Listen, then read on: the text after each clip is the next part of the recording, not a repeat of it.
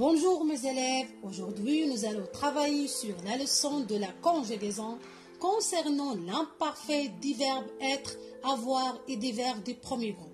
Alors l'objectif de cette leçon est de savoir conjuguer des verbes être, avoir et les verbes du premier groupe à l'imparfait de l'indicatif. Les verbes en français sont classés en 3 groupes. Le premier groupe, le deuxième groupe et le troisième groupe. Connaître le groupe d'un verbe permet de savoir comment le verbe se conjugue. Les verbes du premier groupe, comme vous le savez, les verbes du premier groupe sont les verbes de l'infinitif se terminent par EOR. Exemple, attraper, admirer, bouger et mélanger. Je répète, attraper, admirer, bouger et mélanger. Voilà les verbes du premier groupe. Très bien. Attention, il y a une exception. Le verbe aller est du troisième groupe.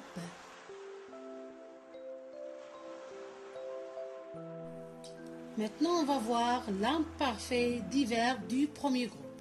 L'imparfait de l'indicatif exprime un fait ou une action qui a déjà eu lieu au moment où nous nous exprimons, mais qui peut encore se dérouler.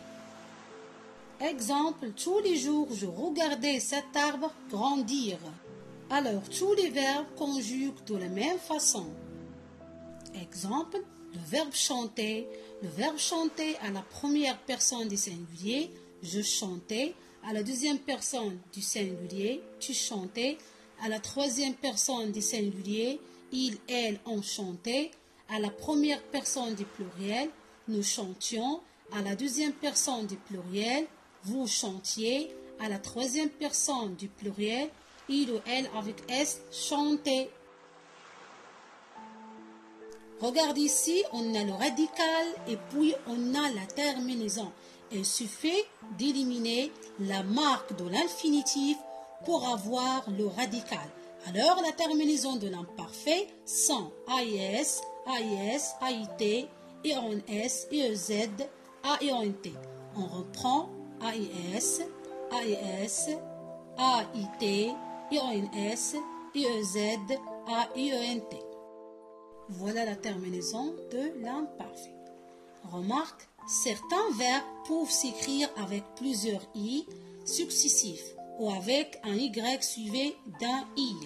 Exemple, nous crions, vous criez, nous payons, vous payez.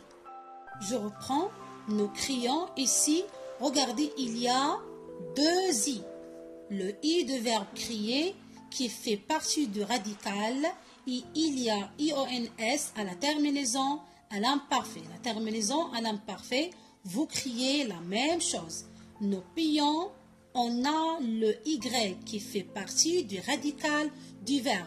Et puis la terminaison à l'imparfait, vous payez.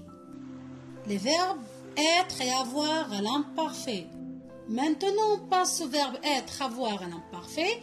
Les verbes être et avoir ont une conjugaison spécifique qu'ils font maîtriser. Alors, pour le verbe avoir, on dit j'avais, tu avais, il, elle, on avait, nous avions, vous aviez, il ou elle avec elles avaient.